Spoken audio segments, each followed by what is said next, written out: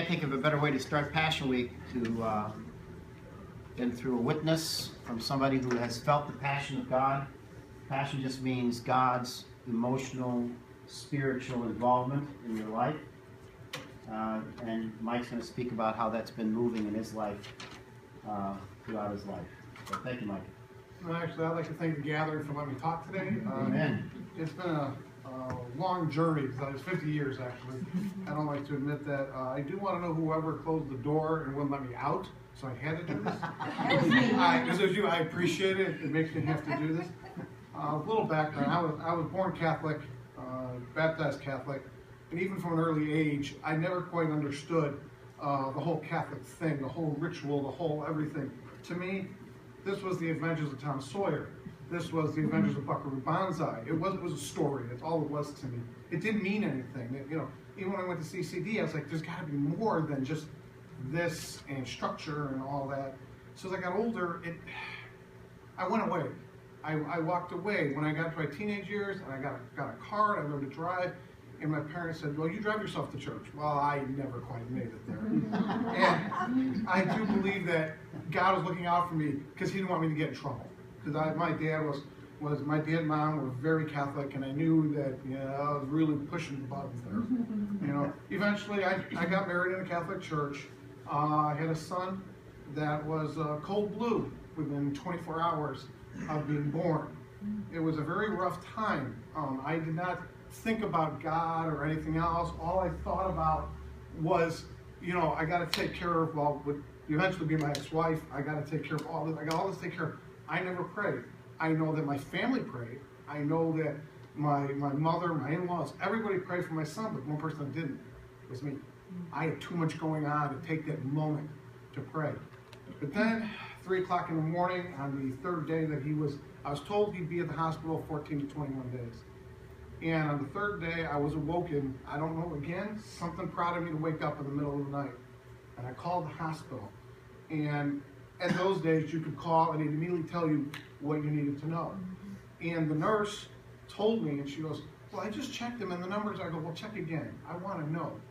And lo and behold, the numbers that needed to move to say if he was getting better actually moved that much. Not much, just enough. And I was like, whoa. And I found it funny. I was woken up in the middle of the night. But I didn't know, all about that. I didn't think about it. It's all like, wow. Within 24 hours, all those numbers were normal. The nurse called it a miracle. That would be considered to me one of the first miracles God showed me, that being the Doubters Thomas that I grew up as, I said, well, it's a miracle. You're talking about my kid hearing it, I kind of brushed it off, but it was a miracle. Even the nurse said, we've never seen this. The 14 to 21 days turned into 7, and he came home. He's 24, he's got a good job, he's a pretty good kid. So my thinking of him growing up was he survived to antagonize me. You have to understand how the cops work. It's just the way it is. Okay. Later that week, after everything had gone over, I was like, oh, stressed. I was invited to a golf tournament. Now, those who play golf understand that it's not an easy game as much as you think. And considering the week that I had, I was playing horrible. I was just the worst you could ever think of. And I got to the 17th hole when it was getting dark, and I told the golf gods where they could go. And my brother just kind of reminded me that's the same God who saved my son. Guys, really? Well, as God is my witness, it went driver, iron, 50-foot putt in the hole just as it got dark. And I literally sank to my knees and said, thank God. And my brother goes, you got it right. But I did it as a sarcastic thing. And now that I look back, I honestly think God looked down and said, you're welcome. Because what it did was it took all that pressure off of me. All the pressure on my son, everything, it just lifted it all off of me. But did I really say, thank you? I appreciate it? No, I didn't. Again, my mind wasn't in that spot, okay? I did after that, so I grew up, but unfortunately, I moved out, I got divorced, and I went through a very, very dark time. I don't really talk about it. Cindy doesn't know much about it. I went down a very deep, dark rabbit hole. Was there always light? I believe so, but that rabbit hole was scary, and I hurt a lot of people. and I didn't mean to. And I've apologized to some of those people that I actually met again, as to I didn't mean to be such a jerk. I hung around with the wrong people. I did the wrong things. I always felt that I had a good heart. But like Eric says, a good heart doesn't get you into heaven. You have to believe. And the doubting Thomas was still sticking around. He was still, and I honestly believe at this point, Satan was kind of having a good time. Hey, look what I got, And it was kind of scary. And then one day I woke up and I looked in the mirror and I go, I'm not that man with a good heart anymore. I'm not that person I was supposed to be. And I just said, something has to change. I have to change. And like we've all heard, you have choices. Left, straight, left, middle, old nature, regular, new nature. I wouldn't say I'm like a new nature, but I would say I kind of turned a corner at that point. And I said, this has got to change. Well, then God did another miracle that I didn't see at the time, but now I look back. I was online one Sunday night, and some woman named Cindy sent me an IM. Now, for those of you who don't know AOL, it's the messenger. All right, and we decided at the last second on a Sunday night to meet. Now, she says to this day, she'll swear by it, that even before she met me, she knew she was going to marry me. All right, that's kind of a scary thought if you think about it. And as everybody knows, we've now married 11 and a half years. Okay. There's one thing I meant to show you. See, when I turned the corner, this to me is smiling Jesus. I started to turn the corner. This is the first time I saw this. And he kind of smiled and he kind of went, I think I might be able to save this one. I'm not sure though. So over the next years, everything was fine, but I really didn't go to church. I really didn't, 1997, my grandmother passed away. My grandmother and I were very close. And that's when I started going to visit her grave 6 times a year. And I would just talk. And I would talk to Grandma. I wasn't talking to God, I was talking to Grandma. But when I went there, I talked to everybody else. I talked about everybody else. I never asked for myself. I always said, Grandma, David needs help, or whoever I knew needed help. Until I got a job and things were going well. And I asked Grandma, I need something to change. The next day I got laid off. And it was so unbelievable, I actually called my mom. And I go, Mom, you don't believe what Grandma did. But the thing was, again, the weight lifted off my shoulder because the job was so bad. And I knew there had to be something better coming around the corner, and actually something did. But I never really, again, I can look back now and say, wow, look what all these things God did for me. But I was just there. Excuse me. I was just there. Last year around this time, I think everybody that I talked to, I found out that my dad was diagnosed with stage 4 cancer. And that was extremely, extremely rough. I cried all the way home. I was shocked. We didn't see this coming. Our family's never had a disaster like this. And, I was yelling at God all the way home. I was mad. I was angry. I walked in the door. Don't do that, hon. I walked in the door and I was crying and I was all upset, and she goes, you need to talk to Eric. We'd come to the gathering on Easter and Christmas, but we never really came to the gathering. And I says, yeah. I go, I think I do. I need to see Eric. And this was Saturday night, so Sunday I wake up. I come here and I'm looking up. Where's Eric? Cheryl tells me Eric is in Minnesota doing a wedding. That's right. And Victoria's doing the speech. Victoria's doing the gospel. Now, at that time, I didn't know Victoria. I knew Susie. I knew Cheryl. I didn't know anything. Well, Victoria gave, and I still say, God spoke through Victoria that day to me. It was dead on the nose. How was it at that moment? It was amazing to me. Amen. I walked out of here. I walked around the corner. I looked up at the sky and I go, really? So this is how it's going to be. I mean, it was that little crack, that little doubting Thomas that would sit there. All of a sudden, the heart, it didn't grow 3 sizes like the bridge, but the heart opened up, which is quite a bit different. You start realizing, wow, I can't believe this. And then I come the next week, and I called Eric on Monday, and I told Eric I was angry at God, I was yelling at him, I told him everything. And Eric goes, you're talking to him. He goes, that's the first step. And I went, well, he's got a point.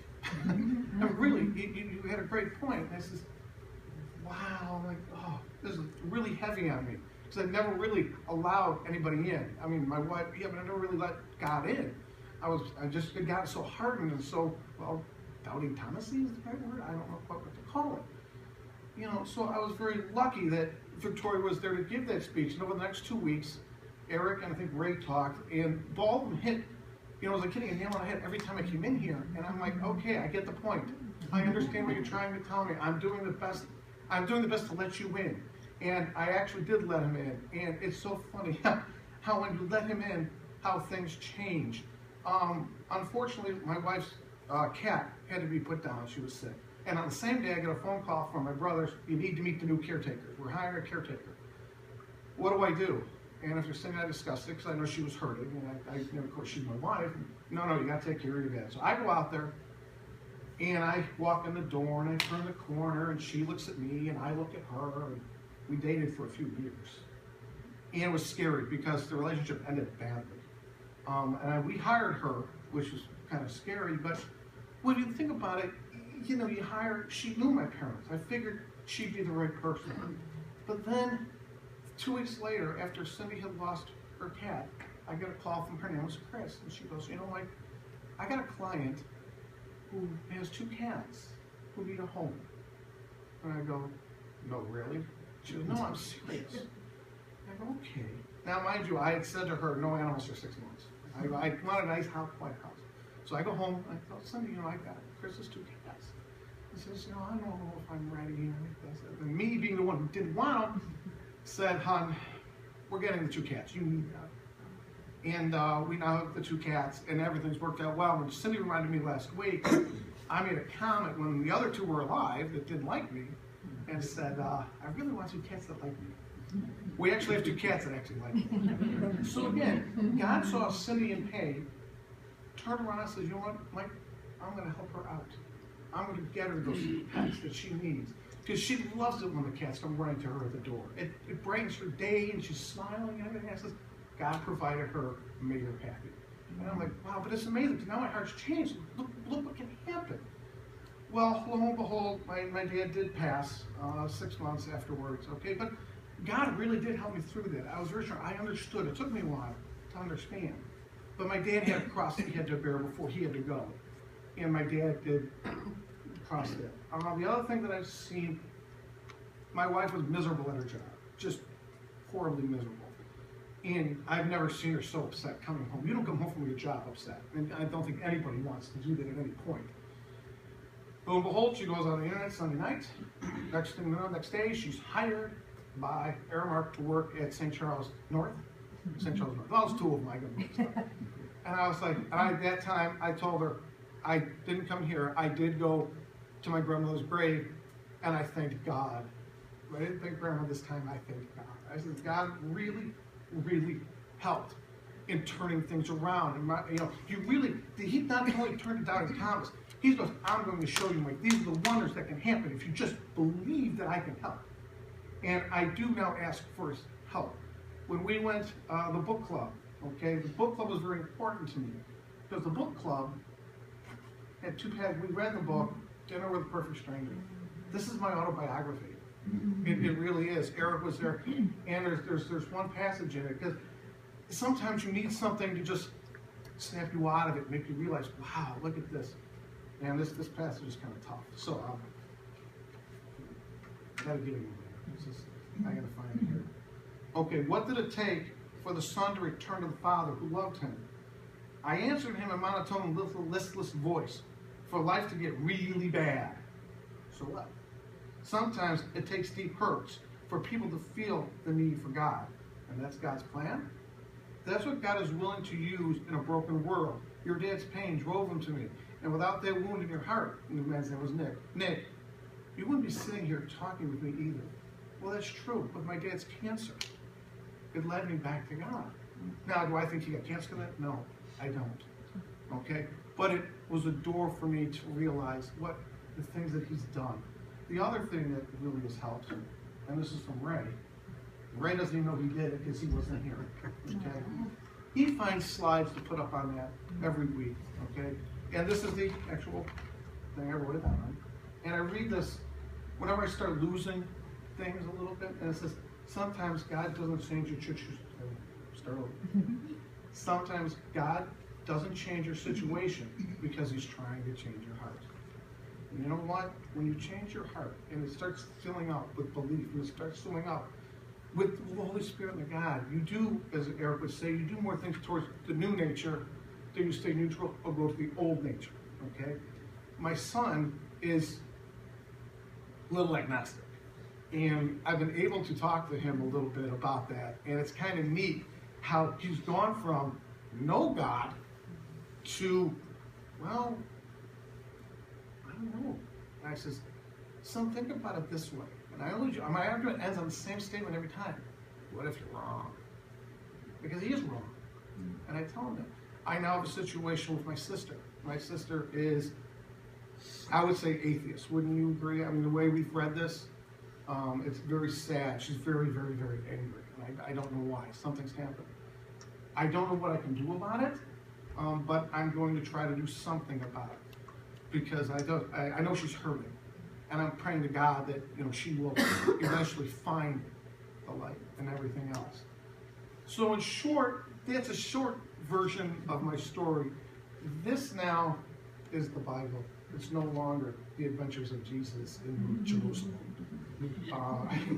I actually do read it once in a while, and I actually do enjoy the readings.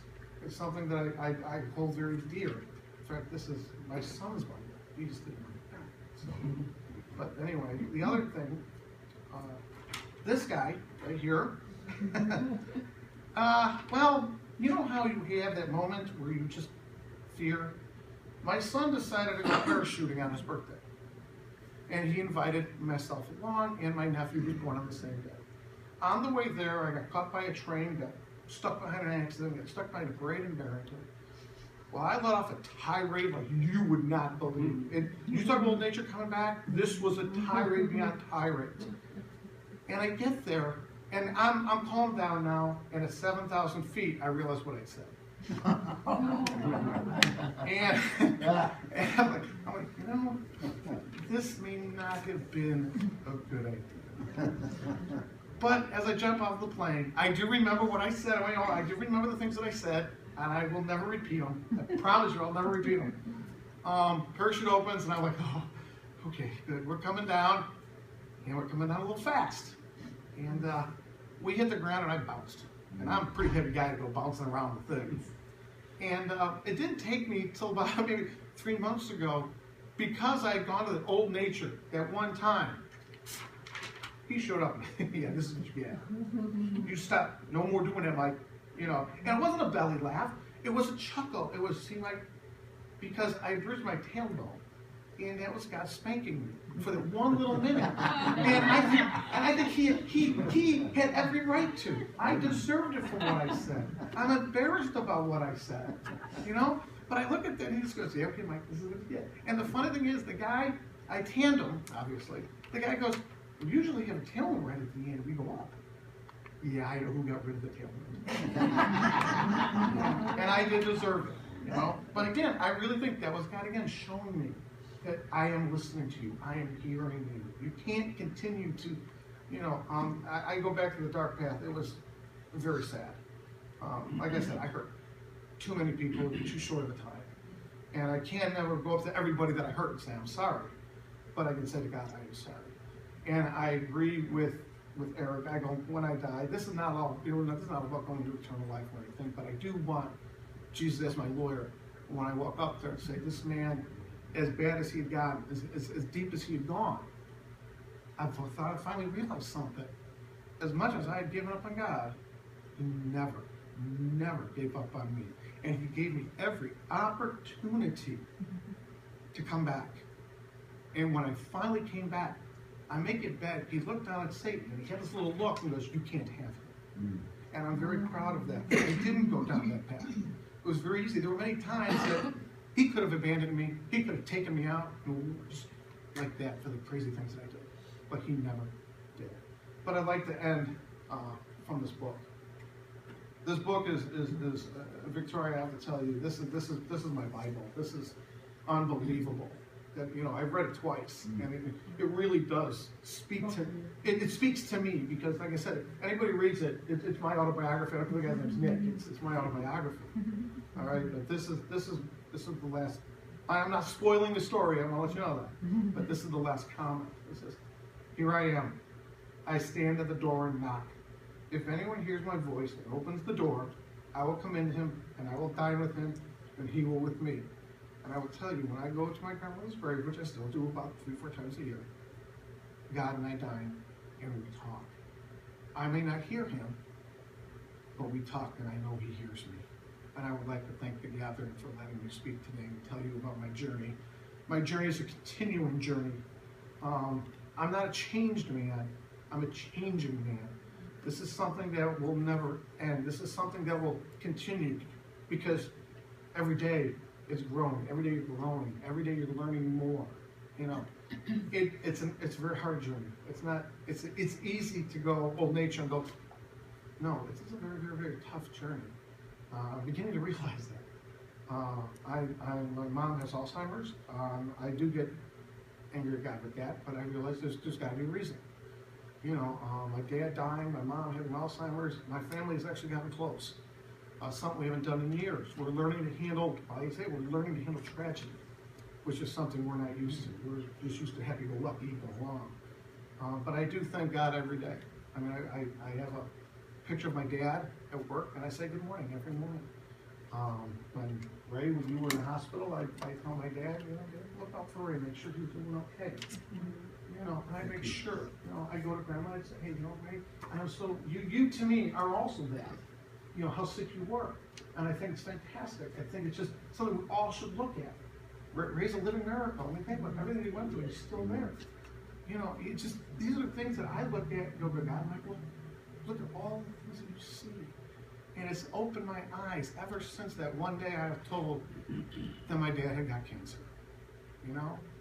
Sometimes you have to take tragedy and build it up. And I took a tragedy and I said, you know what, God's trying to tell me something. And I'm trying to listen as hard as I can. I would like to thank you all for listening today. God bless you. And thank you for letting me do it on Palm Sunday, because I know it's a pretty heavy day. That's my story. And I'm sticking to it.